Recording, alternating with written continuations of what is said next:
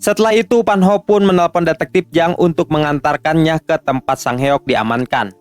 Sang Heok pun sengaja diamankan di sini agar pimpinan Kang tidak mengetahuinya. Sebenarnya detektif Jang berencana ingin segera mengirimkan Sang Heok ke pengadilan agar segera diadili. Jang merasa sangat yakin Sang Heok akan dijatuhi hukuman yang berat akibat adanya 3 bukti yang kuat yang akan mereka temukan.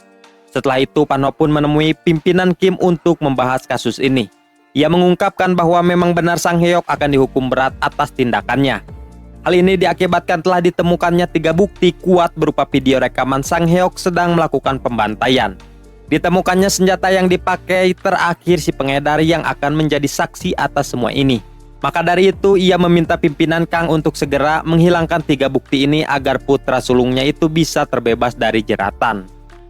Bersamaan dengan itu, pimpinan Kang tengah mendatangi markas Bos Jo untuk memintanya menyerahkan si pengedar yang saat ini sedang disembunyikan. Ia mengancam akan menghancurkan markas ini dan membunuh Bos Jo jika ia menolak perintahnya. Di kantor kepolisian, detektif Jang sedang terlibat perdebatan dengan atasannya sendiri. Perdebatan ini dipicu oleh atasannya yang meminta Jang untuk berhenti menangani kasus yang menimpa Sang Heok, putra sulung pimpinan Kang. Hal itu disebabkan oleh atasannya yang merasa takut untuk berurusan dengan pimpinan Kang yang memiliki pengaruh besar di kota. Akan tetapi detektif Jang tidak mengubris larangan ini dan langsung menyuruh tim kepolisian untuk mencari dan menangkap si pengedar narkoboy itu. Hingga tim kepolisian begitu terkejut saat berhasil menemukan keberadaan si pengedar yang ternyata telah tewas mengenaskan dengan cara gantung diri. Ternyata semua ini adalah ulah pimpinan Kang demi menghilangkan saksi yang akan memberatkan Sang Heok. Malam harinya, Pan Ho pun mengajak detektif Jang untuk makan malam bersama di sebuah restoran. Sembari makan, Pan Ho pun mengungkapkan rasa frustasinya yang telah berurusan dengan pimpinan Kang. Ia merasa bersalah telah banyaknya korban jiwa akibat ulahnya. Mendengar curhatannya itu, Jang pun hanya bisa menyemangatinya kalau Pan Ho justru sangat kuat dalam menghadapi semua ini. Tentu saja perkataannya itu telah membuat Pan Ho merasa tersentuh terhadap detektif Jang yang senantiasa membantunya. Setelah makan malam, detektif Jang pun menelpon mobil taksi untuk mengantarkannya pulang. Akan tetapi saat Pan Ho melihat si supirnya, ia pun merasa curiga besar terhadap pengemudi taksi ini. Dan benar saja, hingga keesokan harinya, Pan Ho mendapati kabar detektif Jang belum tiba di kantor. Merasa ada yang tidak beres, ia pun mendatangi ke rumahnya untuk mencarinya. Akan tetapi setibanya di sana, ia pun tidak menemukan Jang dan hanya melihat rumah ini yang telah acak-acakan. Maka ia pun mengarahkan tim kepolisian untuk segera mencarinya. Dalam pencarian ini, Pan Ho pun mencurigai pimpinan Kang lah yang telah menculik detektif Jang. Maka dengan penuh berani ia pun mencegat mobil pimpinan Kang untuk menanyakan hal ini. Tuduhan tersebut membuat pimpinan Kang marah besar dan langsung menyeret Pan Ho untuk menyiksanya. Penyiksaan itu juga sekaligus ingin memperlihatkan kepada Pan Ho kalau dialah yang lebih berkuasa di kota ini ketimbang dirinya.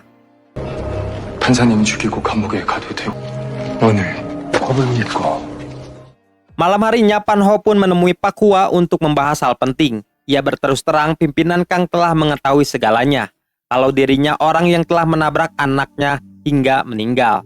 Akan tetapi saat ini ia masih dibiarkan hidup setelah melakukan kesepakatan, yaitu Pan Ho harus bisa membebaskan putra sulungnya yang sedang didakwa kasus besar. Namun ia merasa sangat yakin setelah semuanya telah selesai, pimpinan Kang tidak akan mungkin membiarkannya hidup. Maka dari itu ia pun meminta Pak Hua untuk bisa membantu dan menyelamatkannya. Dan ia pun langsung menemui Bos Jo untuk membawa Pan Ho ke sebuah tempat bernama Blue House. Di tempat lain, seorang kejaksaan bernama Kang Seoyong alias Jung tengah mendapatkan tugas menangani kasusnya Hyong Sok. Lalu ia pun meminta semua berkas-berkas yang bersangkutan untuk lebih mendalami kasus ini. Setelah membaca semua berkas itu, Soyong pun pergi menemui pimpinan Kang yang merupakan ayahnya Sang Yok. Tujuannya ke sana ingin memperingatkan pimpinan Kang kalau ia tidak akan segan menjatuhkan hukuman berat bagi putra sulungnya. Namun bukan itu saja, ia juga bahkan tidak akan segan mengirimkan pimpinan Kang ke penjara atas semua tindak kriminalnya yang tidak pernah terekspos ke publik. Ini adalah ancaman. Pimpinan Kang hanya terdiam saja, penuh keterkejutan siapa sosok Jung ini dan mengapa ia sangat berani mengancamnya. Setelah itu, Jung pun memutuskan untuk pergi dan menelpon taksi. Akan tetapi setibanya taksi itu, sang supir pun malah ingin menyampaikan pesan ke Jung bahwa seseorang ingin menemuinya. Tanpa pikir panjang, ia pun menyetujuinya. Dan si supir pun langsung membawanya ke sebuah tempat yang ternyata ke tempatnya Bos Jo. Sesaatnya di sana, Bos Jo pun langsung to the point saja kalau ia akan membantu jaksa Jung yang ingin memenjarakan pimpinan Kang. Tanpa sadar, pertemuan ini telah diawasi oleh sekretaris pimpinan Kang. Lalu ia pun kembali ke rumah untuk menemui pimpinan Kang dan memberitahukan hal ini. Bukan itu saja, dalam pengawasannya juga terdapat Pan Ho dan Pak Hua yang berada di sana. Mereka sedang merencanakan sesuatu untuk menyingkirkan pimpinan Kang. Melihat hal itu, pimpinan pun meminta sekretaris untuk membawa Pan Ho ke hadapannya. Di saat itu juga ia pun langsung pergi mencari Pan Ho di rumahnya dan menyuruhnya untuk segera masuk ke dalam mobil. Setibanya di hadapan pimpinan pun langsung melemparkan semua foto ini sembari menanyakan apa yang sedang ia rencanakan bersama Jo dan yang lainnya terhadapnya. Pan Ho hanya terdiam saja, tidak berani menjawabnya, yang membuat emosi pimpinan Kang pun meningkat. Dalam kemarahannya itu, ia pun mendapatkan telepon dari anak buahnya yang ingin mengabari kalau istri pimpinan Kang telah ditangkap. Istrinya telah ditangkap atas tuduhan dibalik orang yang telah meledakkan rumah Ibu Sang Taek. Rupa-rupanya orang yang telah menangkapnya itu adalah jaksa Jung. Mendengar kabar ini membuat pimpinan Kang semakin yakin kalau memang Pan Ho lah yang telah merencanakan semua ini. Di episode sebelumnya, setelah Pan Ho ketahuan oleh pimpinan Kang atas rencananya yang ingin melawan dirinya, pimpinan Kang pun marah besar dan memberikan ancaman akan membunuhnya. Akan tetapi ia tidak akan menyingkirkannya sekarang sebab ia masih membutuhkan Pan Ho. Lalu terungkaplah juga ternyata Bos Jo dan Pak Hua lah yang telah membocorkan mengenai istri pimpinan Kang yang telah menyuruh seseorang untuk meledakkan rumah ibunya Sang Taek. Bos Jo sengaja melakukan ini sebagai langkah awal untuk menyingkirkan Kang. Ia telah merasa muak dan akan mulai melakukan perlawanan terhadap pimpinan Kang agar menjadi penguasa di kota ini. Kembali ke pimpinan Kang yang sedang menginterogasi Pan Ho atas penangkapan istrinya ini. Akan tetapi Pan Ho mengelak dan membantahnya. Ia mengaku tidak mengetahui apa-apa tentang ini. Namun Kang masih merasa tidak percaya dengan Pan Ho. Ia pun menegaskan tidak akan segan membunuh Pan Ho jika dirinya terbukti terlibat atas penangkapan istrinya.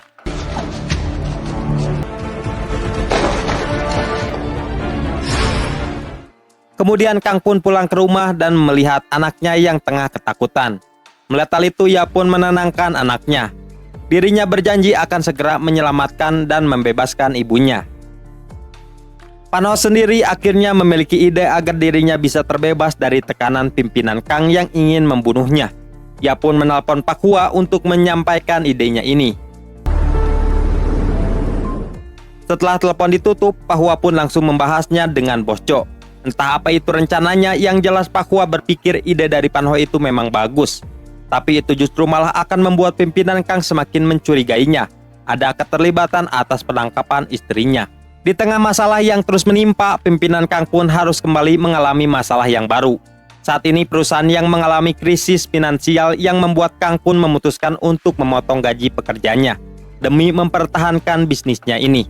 Tidak lama dari itu, ia pun menelpon Pan Ho untuk segera membebaskan istrinya yang saat ini sedang ditahan.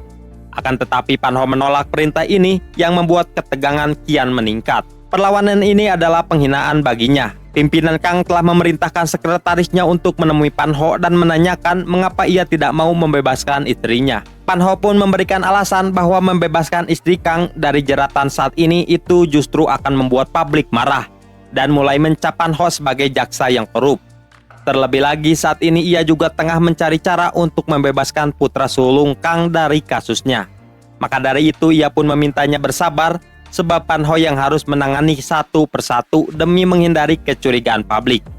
Dan untung saja pernyataan barusan diterima baik dan dipercayai oleh sekretaris pimpinan. Walaupun begitu, sekretaris meminta Pan Ho untuk menemui pimpinan Kang dan menjelaskannya secara langsung. Hingga pada keesokan harinya, Pan Ho pun langsung menemui Kang untuk menjelaskan alasannya belum bisa membebaskan istrinya Kang. Akan tetapi, siapa sangka pimpinan menolak alasan yang tidak masuk akal untuknya. Dengan marah ia pun menodongkan pistol ke Pan Ho untuk memberikannya peringatan. Kang pun mengancam untuk lebih memprioritaskan tentang dirinya ketimbang memperdulikan pandangan publik.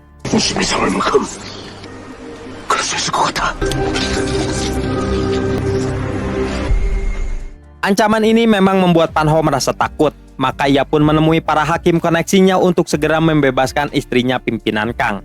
Di hari itu juga Kang pun langsung menjemput istrinya yang akhirnya dibebaskan.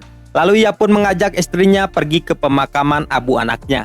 Di sana ia meminta istrinya untuk tidak ikut campur yang justru malah semakin memperumit keadaan. Kembali ke Panho yang menyadari selama ini dirinya selalu diawasi oleh sekretaris pimpinan Kang. Menyadari hal itu, ia pun mengendap-endap untuk menyelinap pergi demi menghindari dari pengawasan. Lalu ia pun pergi menemui Bos Jo dan Pak Hua untuk membahas rancangan mereka selanjutnya dalam menyingkirkan pimpinan Kang. Dalam obrolan ini, Bos Jo meminta jaminan kepada Panho agar bisa melindungi dirinya dari kelompok pimpinan Kang jika mereka mengetahui dengan rencana mereka ini. Panho pun menyetujuinya sebab sebentar lagi ia yang akan segera dipromosikan untuk menjadi seorang pemerintahan. Secara bersamaan, sekretaris pimpinan Kang telah menyadari Panho tidak ada dalam pengawasannya. Akan tetapi saat akan mencarinya, Panho telah kembali ke tempat ini untuk menghindari kecurigaan. Namun yang membuatnya begitu terkejut, ternyata dari tadi pimpinan Kang telah menunggunya. Ia telah mengetahui semuanya melalui laporan dari anak buahnya yang telah memantaunya. Kini akhirnya pimpinan Kang pun telah mengetahui semua pengkhianatan ini. Dengan penuh amarah, ia pun memerintahkan kelompok sekutunya untuk melakukan penyerangan terhadap kelompok Bos Jo.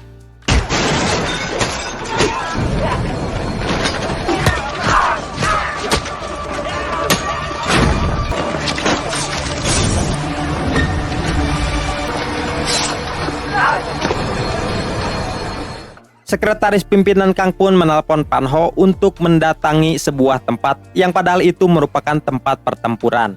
Hingga sesampainya di sana, Panho pun begitu tawehwoh saat melihat Pak Hua dengan kondisinya yang sangat mengenaskan. Pada pagi harinya, Jaksa Jung bersama tim penyidik mendatangi tempat peperangan semalam. Dalam evakuasi ini, Jung mencurigai pimpinan Kang adalah dalang di balik pembantaian terhadap kelompok geng Bos Jo. Kan Hoyon sendiri berencana akan melakukan balas dendam juga terhadap keluarga pimpinan Kang yang telah membuat ibunya mati di 2 tahun yang lalu. Ini adalah pertarungan balas dendam yang akan mengerikan.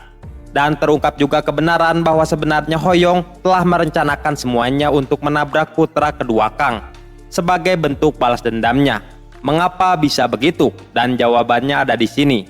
Detektif yang tengah menemui seorang wanita dan wanita ini merupakan pacar dari si orang bayarannya Hoyong untuk mengawasi keluarga pimpinan Kang. Si wanita ini mengungkapkan kalau saat itu pacarnya mengawasi putra kedua Kang dan tidak sengaja mendengar kalau memang benar Sangyok telah membunuh ibunya Hoyong alias istrinya Panho. Tentu saja Hoyong yang mengetahui semua itu langsung merencanakan untuk balas dendam dengan sengaja menabrak putra kedua Kang hingga meninggoy. Wow, plot twist sekali cuy. Mendengar info ini, detektif Jang pun langsung menemui Panho untuk menyampaikan informasi ini. Dia mengancam akan segera mempublishnya ke publik. Ini Panho memang benar-benar dilema antara siapa yang akan berpihak kemana. Tapi demi keselamatan Hoyong, ia pun malah akan berpihak kepada pimpinan. Ia pun menelpon sekretaris pimpinan Kang untuk menculik dan mengamankan detektif Jang sementara waktu sampai kasus Sangyok selesai. Di tempat berbeda, pimpinan Kang tengah pergi ke penjara untuk menjenguk Sangyok. Di sana ia ingin menanyakan mengapa Sangyok melakukan hal bejat dengan membunuh istrinya Panho di 2 tahun yang lalu. Akan tetapi Sangyok mengelak dan berpura-pura tidak mengingatnya. Kang yang kesal pun menekankan anaknya ini untuk kembali lagi ke Amerika setelah persidangannya selesai. Secara bersamaan, Bos Jo sedang menemui si wanita yang pernah ditemui detektif Jang sebelumnya. Wanita inilah yang menjadi juru kunci di balik Hoyong yang sengaja membunuh anak pimpinan Kang. Sedangkan Panho sendiri tengah melamuni nasibnya yang menjadi kacau balau. Ia pun merasa tidak menyangka prinsip hidup tentang kejujuran hukumnya telah hancur lebur seperti ini. Tidak lama dari itu, Bos Jo pun menelponnya yang ingin memberitahukan kalau Hoyong secara diam-diam telah membayar salah satu anak buahnya untuk memberikannya senjata. Tapi untungnya ia berhasil memergokinya untuk mencegahnya. Bos Jo berpikir anak Panho akan melakukan balas dendam lebih lanjut ke keluarga pimpinan Kang yang telah membunuh ibunya. Mengingat ia yang telah mengetahui segalanya setelah mendapatkan info dari si wanita yang didatanginya tadi. Mendengar info ini, dengan cepat Panho pun menemui Kepala Moon untuk menegaskan bahwa ia akan segera menjebloskan pimpinan Kang ke penjara. Dengan syarat ia harus segera dipromosikan jabatannya demi memiliki power agar bisa melawan pimpinan Kang, yang kemungkinan akan balas dendam terhadapnya nanti. Dan langkah pertama yang direncanakan Pan Ho dengan memenjarakan istri pimpinan Kang atas kasus peledakan. Namun saat keesokan harinya saat akan memberikan berkas kasus istrinya Kang, orang yang menemuinya itu bukanlah Pak Mun melainkan orang lain yang mengaku-ngaku asistennya Pak Mun. Bodohnya lagi, Pan Ho yang tidak merasa curiga pun malah memberikan berkas itu begitu saja. Setelah itu Pan Ho pun menemui Bos Jo untuk meminta bantuan. Ia meminta berkas yang lebih kuat terkait insiden peledakan yang dilakukan oleh istrinya Kang. Akan tetapi saat mereka berdua telah berpisah, tiba-tiba saja pimpinan Kang beserta pasukannya langsung mencegat Pan Ho. Kang telah mengetahui semua rencana Pan Ho yang ingin melawannya. Kini Pan Ho pun telah benar-benar pasrah dan mempersilahkan pimpinan Kang untuk segera membunuhnya. Dengan syarat ia tidak membunuh anaknya.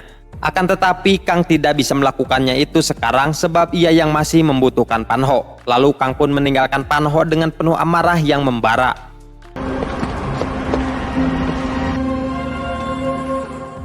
Sementara itu Bos Jo ternyata telah diculik dan sedang disiksa oleh kelompok pimpinan Kang. Tibalah di esok harinya di mana hari ini merupakan hari terakhir persidangannya Sangyok. Terlihat pimpinan Kang bahkan Hoyong menghadirinya. Setelah menjalani persidangan yang cukup lama, Pan Ho pun memutuskan bahwa Sangyok tidak bersalah dan dibebaskan. Anjing, begitu saja dibebaskan. 총격 사건과 관련하여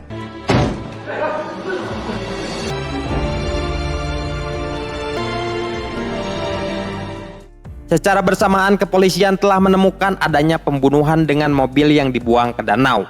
Yang tidak disangka-sangka orang yang telah dibunuh itu merupakan detektif Jang. Jaksa Jung yang mendengar itu begitu syok dan merasakan sedih sekali. Begitupun dengan Pan Ho yang menangis sekaligus merasa bersalah atas hal ini. Terbebasnya Sangyok dari jeratan hukum justru telah memberikan luka bagi Hoyong. Ia merasa marah dan ingin sekali membunuh Sangyok yang telah menghilangkan nyawa ibunya itu. Dalam rasa dendamnya ini salah satu anak buahnya Bos Jo menghampirinya untuk memberikan senjata kepadanya. Ia meminta Hoyong untuk segera mengakhiri semuanya dengan membunuh bajingan ini.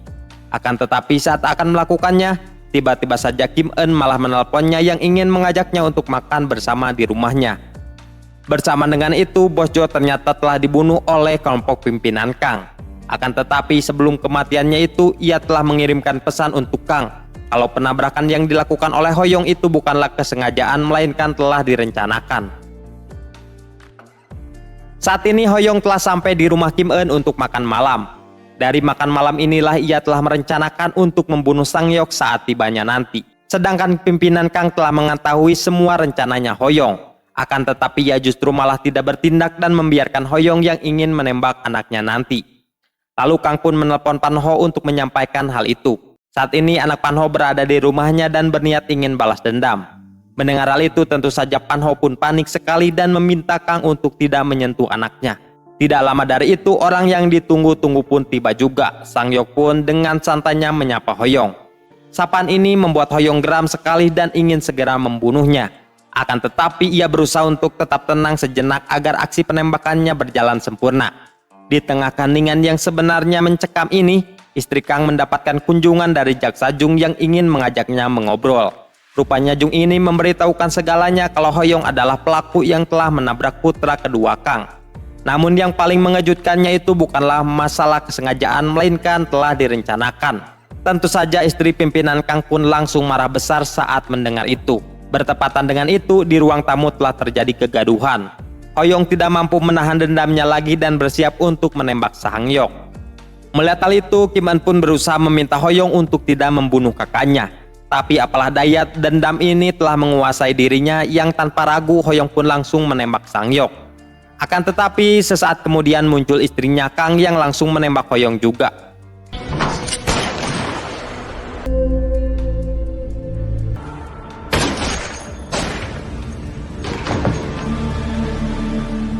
Tepat di saat itulah Pan Ho pun tiba di tempat itu dan mendengar suara tembakan yang beruntun. Hingga saat sampai di dalam rumah, ia pun begitu merasa sedih saat melihat anaknya yaitu Hoyong sudah tergeletak tidak bernyawa. Ia pun hanya bisa meratapi semua ini dan menangis histeris.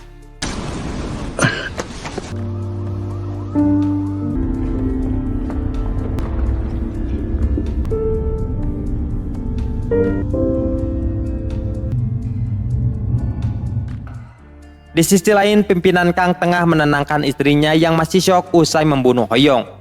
Sedangkan Kim Eun telah menyaksikan hal mengerikan tadi dan kehilangan pacarnya. Saat ini Pan Ho tengah memakamkan mendiang putranya. Tidak lama dari itu, Jaksa Jung datang yang ingin ikut berduka. Ia merasa kasihan terhadap Pan Ho atas semuanya yang dilakukan untuk pimpinan Kang malah seperti ini. Maka dari itu ia pun akan membantu Pan Ho untuk menghancurkan keluarga pimpinan Kang.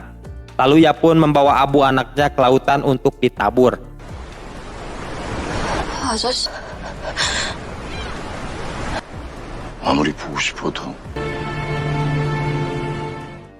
Setelah itu Pan Ho pun menyerahkan diri ke polisi demi membersihkan dosanya yang pernah melumpuhkan hukum atau perintah pimpinan Kang. Saat Pan Ho telah sepenuhnya pasrah, ia mempercayai hukum karma dan akan menyerahkan semua ini ke ilahi untuk menghukum pimpinan Kang. Di sisi lain, Pak Hua, Jaksa Jung, dan Pak Mun merasa kasihan terhadap Pan Ho. Mereka bertiga pun bersepakat untuk menghancurkan pimpinan Kang. Akan tetapi untuk melakukan itu tidaklah mudah. Maka mereka pun berencana akan menggunakan Pan Ho dalam misi ini dan menjadikannya sebagai anjing pemburu.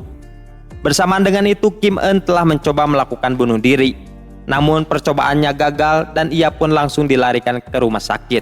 Tapi sayang kondisinya kian melemah dan kemungkinan besar akan meninggoy. Beberapa hari pun berlalu, terlihat pimpinan Kang sedang bertemu dengan Pan Ho di pesisir pantai. Di sana Pan Ho mengajak pimpinan Kang untuk bertobat atas semuanya.